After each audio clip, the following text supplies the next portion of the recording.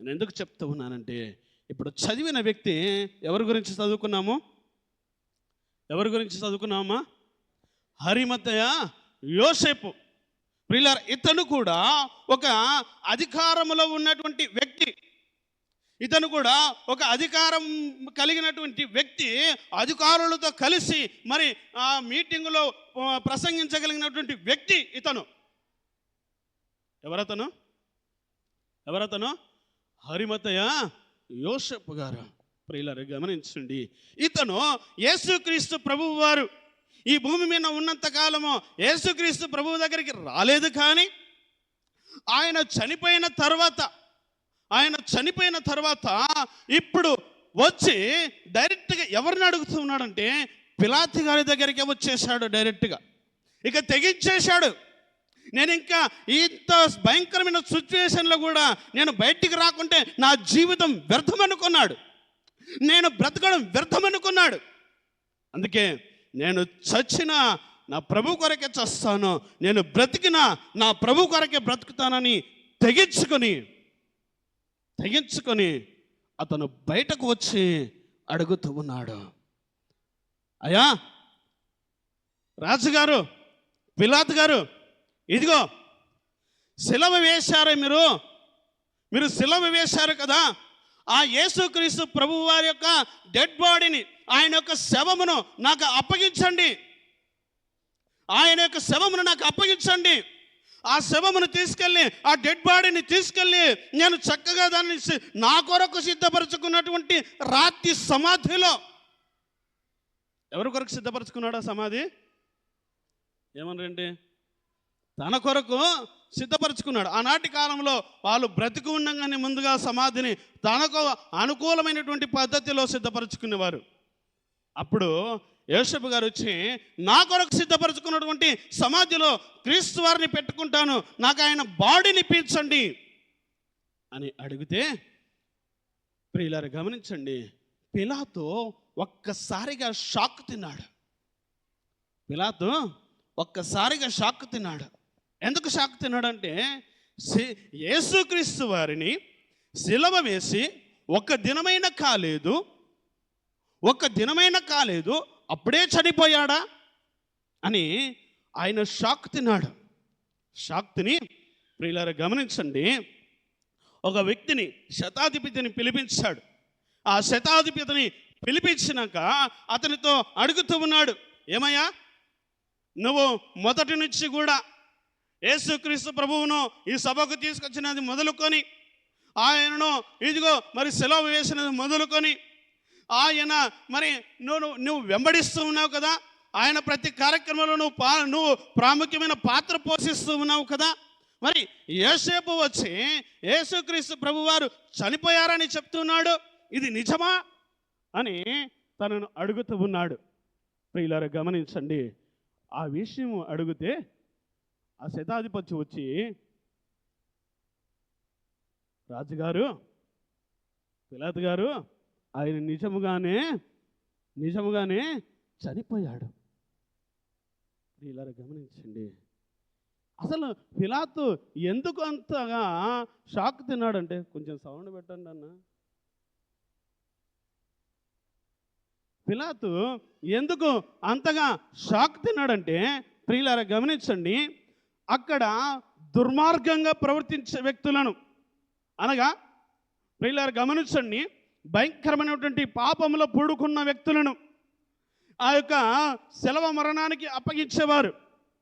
నరహత్య చేసిన వారిని కానీ, ప్రియులారా గమనించండి, రాజ్య అధికారానికి మరి ఎదురు మాట్లాడిన వారిని కానీ, ఆ రోమా సామ్రాజ్యానికి ఎదురు మాట్లాడిన వారిని ఎవరిని కూడా వాళ్ళు విడిచిపెట్టేవారు కాదు. వాళ్ళని కానీ, మరి ప్రియులారా గమనించండి, నరహత్య చేసిన వారిని కానీ ప్రియులారా గమనించండి, వారు వదిలిపెట్టేవారు కాదు. ప్రియులారా, దేవుని వాక్యం చేత మనకు తెలియపరచడం చూస్తున్నాం. వదిలిపెట్టకుండా వాళ్ళు ఏం చేసేవాళ్ళంటే శిలువ మరణానికి అప్పగించేవాళ్ళు. ఎవరు శిలువ మరణం పొందేదంటే భయంకరమైనటువంటి క్రూరులను, మరి చెప్పాలంటే నరహంతకులను ఆ శిలువకు అప్పగించేవారు. అయితే ప్రియులారా గమనించండి, సిలువకు అప్పగించేవారే కానీ ఈ సిలువలో ప్రియులారా వీళ్ళకు యేసుక్రీస్తు వారికి కలిగినటువంటి హింసలు, యేసుక్రీస్తు ప్రభు వారికి కలిగినటువంటి ఈ భయంకరమైనటువంటి సందర్భాలు వారికి ఉండేవి కాదు. కానీ వారిని సిలువకేసినప్పుడు ప్రియులారా దాదాపుగా 6 రోజులు వారు సిలువ పైన వేలాడుతూ ఉండేవాళ్ళు. ఎందుకంటే యేసుక్రీస్తు ప్రభు వారిని కొట్టినన్ని కొరడా దెబ్బలు కానీ, ఆయనను గాయపరిచినంతగా ఆ గాయాలు కానీ, ఆయనకు కలిగినటువంటి చిత్రహింసలు ఇంకెవరికి కూడా కలిగి ఉండేవి కనుక 6 రోజులైన వాళ్ళు శిలువ పైన ఉండేవాళ్ళు. 6 రోజులైన తర్వాత ప్రియులారా గమనించండి, శిలువ పైన ఉన్నటువంటి ఈ వ్యక్తులు, మనకి చాలా విషయాలు ఉన్నాయి, నేను చెప్పుకుంటూ వెళ్ళిపోతున్నాను గమనించండి. శిలువ పైన ఉన్నటువంటి ఈ వ్యక్తులను ప్రియులారా గమనించండి, తాను ఆ శిలువ పైన 6 రోజుల్లోపు మరణిస్తే సరే, 6 రోజుల్లోపు మరణిస్తే సరే, ఒకవేళ అతను అలా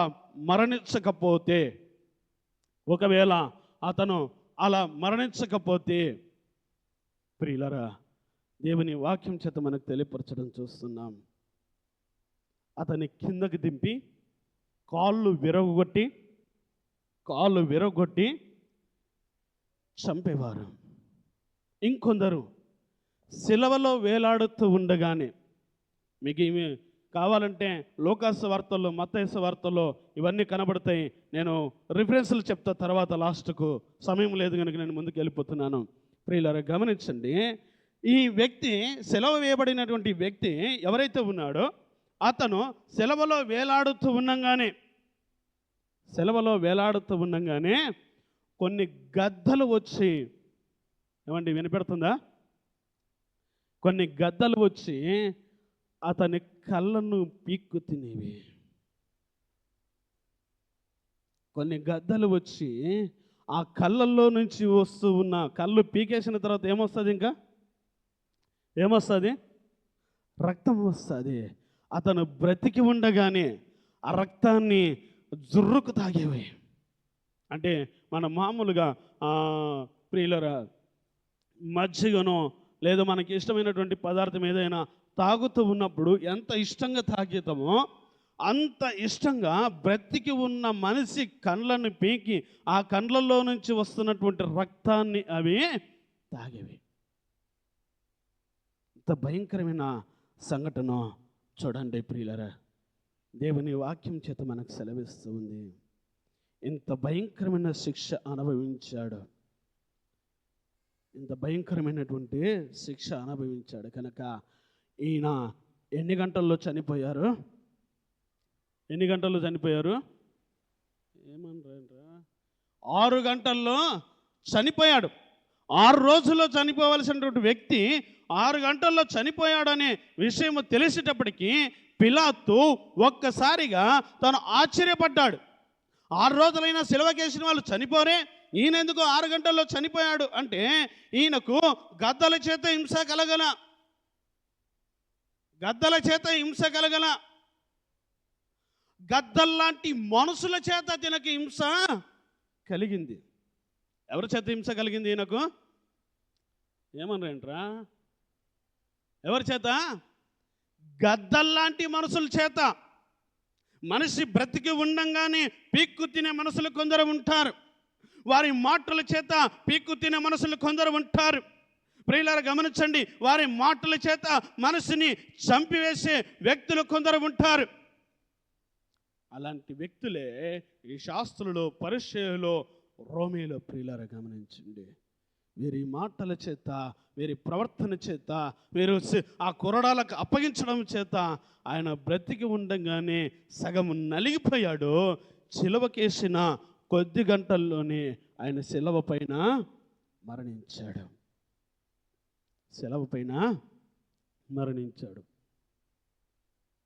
ఇప్పుడు